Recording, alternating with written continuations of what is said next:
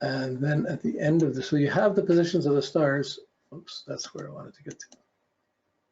There's the last of them.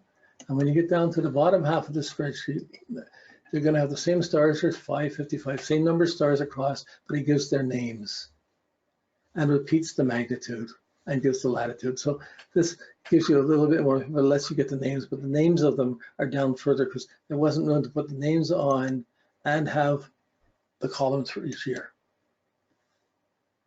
Okay, so you can see the star. You have to know the, but you can get it. So the information is accessible. So there's going to be 2 pages. One that gives the name, the magnitude, the latitude, and then it gives you the color spectrum and the distance. Okay, before the magnitude is still placed on the other sheets, so that because it's too important to not have it there.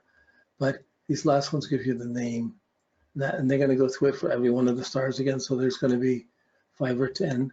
There are 10 or 15 sheets, 2 sheets for the same group of stars. 145 at the top to 145 at the top, and it goes up to the next group, and it goes through it. And that's this fixed stars 745 by years. Okay, this is this graph. So you have this, you downloaded it, and if you haven't and you're watching this, just go to www.rasa08, apply for the scholarship, and you get the scholarship. You get all these downloads, and you get access to our forum when we can talk about these things a lot more. Then there's a second database of fixed star by degrees. So one lists them by years, so that's convenient to go look up. That's the main one you're going to look at. This one by degrees is first there's an introduction, explains a bit about it. Then it gives you, the first one gives you the degree, longitude, latitude, magnitude, the name, the right ascension, declination, the spectrum, and the distance. So it has the basic information, and it's got to go through all the stars with all the names and the basic information right off the top. Okay, so this goes through, this is going to go through 745. So once you get past the end of it, there's the next section, and the next section, so those ones give you the names first. This next section is what the table is about. It puts, here's magnitude star 5, the star, it's not the magnitude number, the name of the star 5. And it was at 330 degrees, the beginning of Pisces, in minus 214 BC, 0.365. It went into 331, 1 degree of Pisces at 142 BC, 0.73 BC.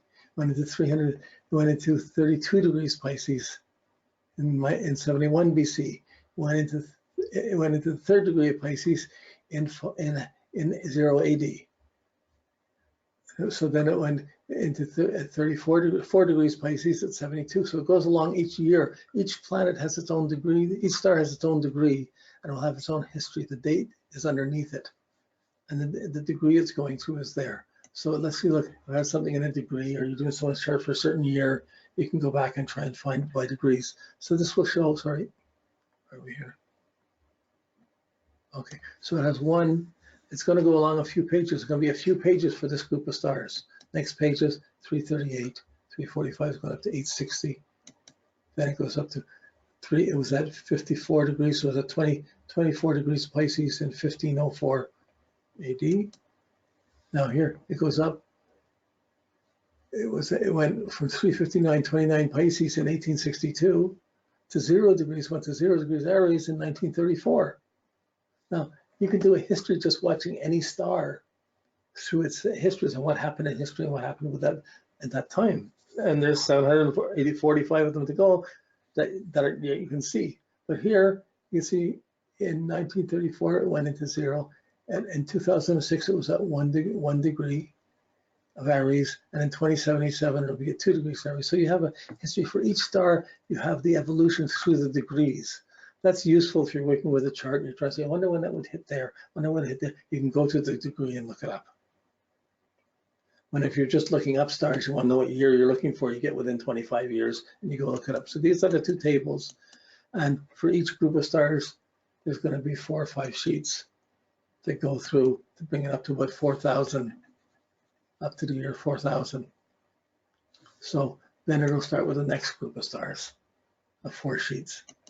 But they're 4 sheets one after another. They should be beside each other. So we just printing doesn't allow it. So, okay. Then at the very bottom, after you go through all of these, 745 times 4 sheets, there are some special tables. I think we're getting to it here. Okay, here's the tables. These are useful tables and they're worth printing up. I'll leave them on the screen so you can get a screenshot if you need them. They tell you when you have, because it's giving you the time that the planets change degrees in years and decimal years. So the decimal years, there's 365 days in the year. So this takes each decimal and tells you what day of the year it is. Not in January 1st, 2nd, in just day 135, day 206, it tells you which day that each decimal relates to.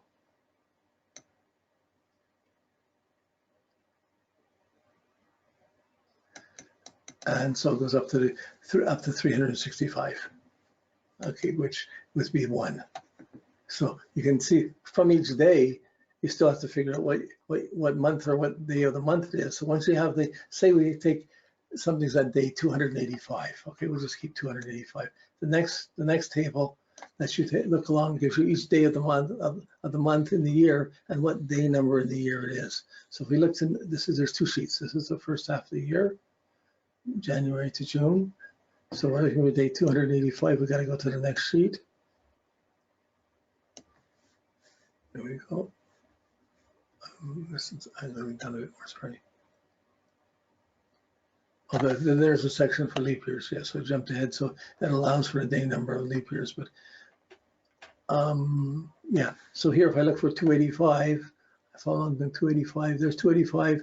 It's September 12th. September 12th is the 285th day of the year. So you can get those movements of the stars moving through the degrees of the zodiac down to the day of the year.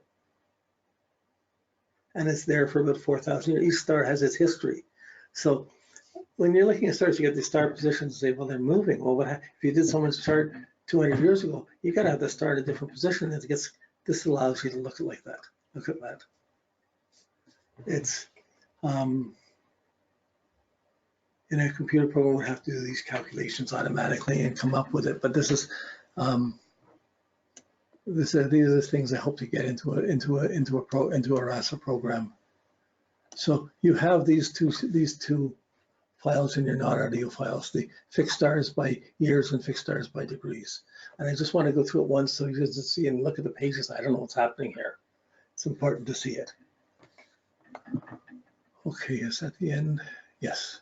Okay, so this is the end of our work on stars. You could easily, if we start getting into individual stars, what they would mean, there's a whole lot more you could take of this, but it's phenomenal. It just becomes stellar. How far you have, celestial, how far you have to go into this. But you touch it, the stars flicker, you get at certain times, they just give a little inspiration, you see something, and it makes sense or it doesn't. So there's a certain connection we have to them. 1/10 of all light of the planet hits the planet, 1/10 comes from the stars. 1/10 is what the church decided to take as a tithe from its members because that 1/10 would take care of the heavenly or divine affairs.